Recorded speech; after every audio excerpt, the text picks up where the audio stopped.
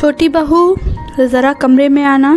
आई माँ जी, कहते हुए बहू अपनी सास के पीछे पीछे कमरे में चली गई। बहू सुनो, मैंने फ़ैसला किया है कि आज से हफ्ते में एक दिन खाने में नमक नहीं पड़ेगा। माँ जी, लेकिन ये लोग सब खाना खाएंगे कैसे? सब हो जाएगा, जितना मैं कहती हूँ तुम उतना करो। ठीक है माँ जी, जैसा आप कहती हैं मैं वैसा ही करूँगी। अब से हफ्ते में एक दिन खाने में नमक नहीं डालूँगी। बहू, आज ही से, आज पहला दिन होगा, आज तुम खाने में नमक मत डालना। ठीक है माँ जी। और सुनो, तुम ये बात किसी से मत बताना, खाते वक्त मैं सबसे बता दूँगी। ठीक है माँ जी, जैसा आप कहिए, कहकर छोटी बहू कमरे से बाहर चली जाती है। उतने में बड़ी बहू तेल की शीशी लेकर कमरे की तरफ आती है और कहती है, माँ जी लाइए, मैं आपके सर में तेल लगा देती हूँ।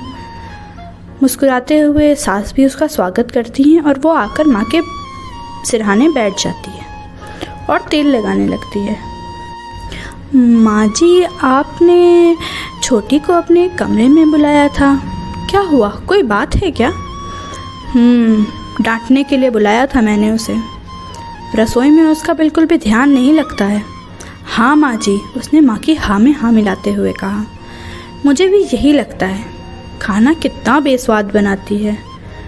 आप एक काम करिए ना माँ जी, ये जिम्मेदारी आप मुझे दे दीजिए और जो काम मैं करती हूँ झाड़ पोंछ का, वो आप छोटी को दे दीजिए।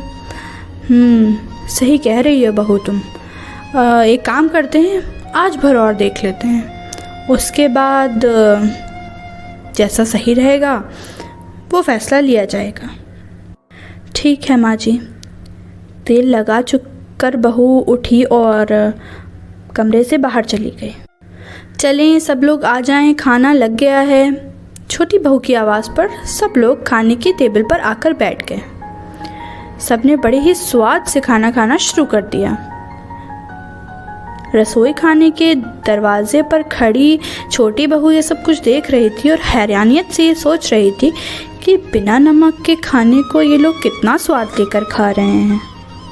चलो सही भी है, माँ जी का कहना भी सही है, खाने में नमक थोड़ा कम खाया जाए तो सेहत अच्छी रहती है। सब खाना खा चुके। माँ जी कमरे में जाते जाते बड़े बहू को इशारा दे गई कि तुम मेरे कमरे में आओ। बड़ी बहू बड़ी खुशी खुशी माँ जी के पीछे पीछे उनके कमरे में पहुँची। माँ जी, आपने मुझे बुलाया था? हाँ, यहाँ आओ। बहू तुम सही कह रही थी, तुम्हारा खाने में स्वाद बहुत अच्छा है। तुम खाना बहुत अच्छा बनाती हो, नमक मसालों में तो तुम्हारा कोई कहना ही नहीं।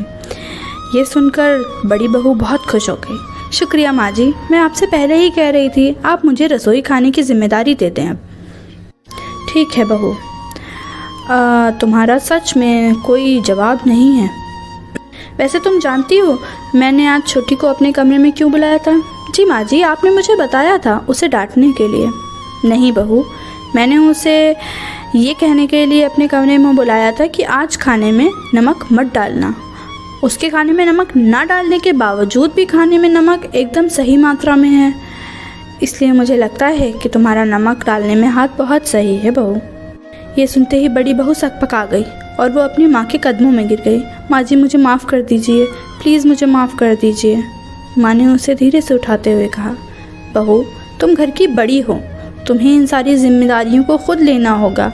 मेरे जाने के बाद सारी जिम्मेदारियाँ तुम्हारे ही सर पे तो होंगी। तुम सबसे मेल मिलाकर नहीं रहोगी तो घर कैसे चलेगा? वो तो अभी नई नई आई है, तुम तो मेरे घर में पुरानी हो, तुमको तो इन चीज़ों की समझ होनी चाहिए कि इसके साथ कैसे रहना चाहिए। माँ जी मुझे माफ़ कर दीजिए, आज के बाद मैं छोटी को अपनी बहन मानकर चलूँगी। शाबाश बहू, मुझे तुमसे यही उम्मीद थी। जाओ, मैंने तुम्हें माफ़ किया और आज की बात किसी को मत बताना, ठीक है ना?